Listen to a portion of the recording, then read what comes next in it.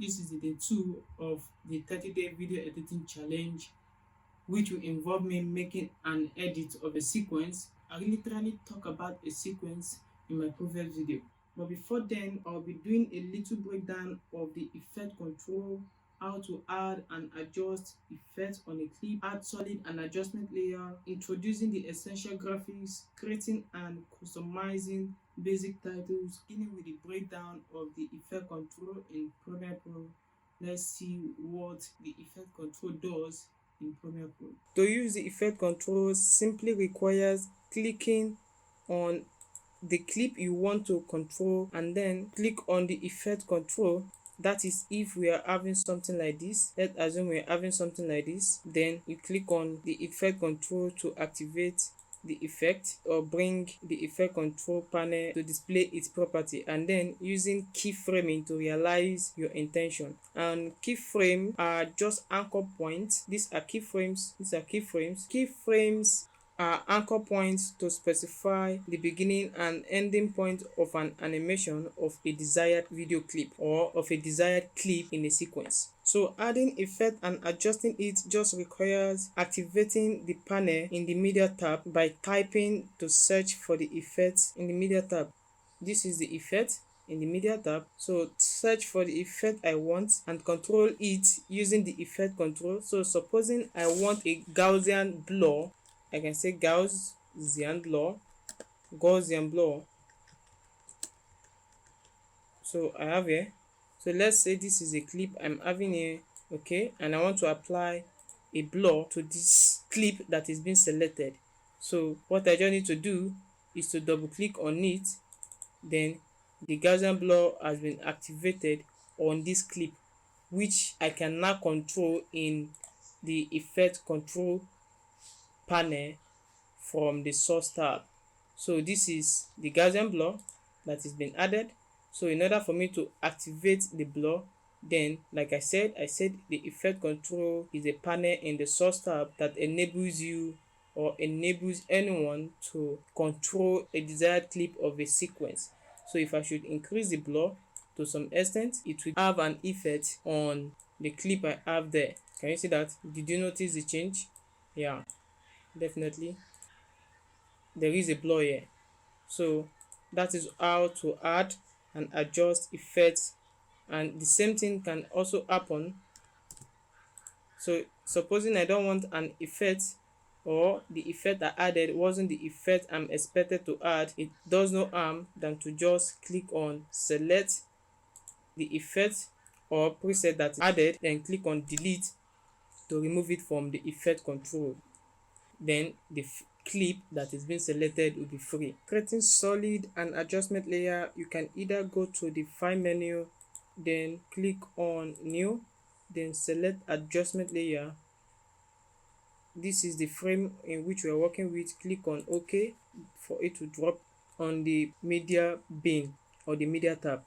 And in doing this, for this to be possible, the media tab has to be active. So supposing, let's say the timeline is the one active, and I go to the file menu, then through the new sub menu, you realize that the adjustment layer is offline. So which means the tab that is active does not permit adjustment layer to be dropped directly into it. So which means we have to make sure that the media tab is always active before we can select or add any adjustment layer into the media tab. Cancel. So that is for that. The same thing goes for solid. Supposing we want to create solid, we can also as well go to the file menu, through the new sub menu, then select color matte. Color matte simply represents, or let me say color matte is the second name of solid. So we can select any color of our choice. So since we have about something like white background there, we can decide to make use of let's say black. Click on OK. Color matte, let's say OK. We have it here. So we have adjustment layer and we have the color matte. So this is one of the way we can get these two into our media tab. So let's delete this and see the second way in which we can add this. So the second way in which we can add this is to right click on the media tab, click on new item. So from this place we can easily see the adjustment layer, and from this place we can as well see the color matte. So instead of going to the file menu through the new sub menu to select the color matte or the adjustment layer, we can easily get that by right clicking in the media tab, clicking on new item, then select any one of them of our choice. So since the both of them is not active on the media tab, so we can decide to bring them in, and we use them whenever we intend to make any adjustment or creating a difference between our clip in the sequence. So let's say for the color matte, if I should bring the color matte onto this end, I realize that this color has entirely covered the whole of this clip in the sequence. So depending on what I want to work with, I can decide to say this is where I want to apply the color matte. Let me call this place C. Alright, delete. I have the solid. I can specify the opacity to whatever thing I want it to be. This is mostly used for, so let's say I want to input text. So I click on type 2, click on the screen, then type welcome. I click on it, then give it a scale, or possibly I can decide to go to something like this. So I've been able to make this stand out, but this is something we'll get back to later and not now. So I'm pulling that out of the discussion. So the same thing happened for the adjustment layer. So supposing I'm having this man here, and possibly I want to make an adjustment to this clip, and I do not want to apply it directly to the clip. So adjustment layer will enable me to add any effect I wish to add on it easily and with ease.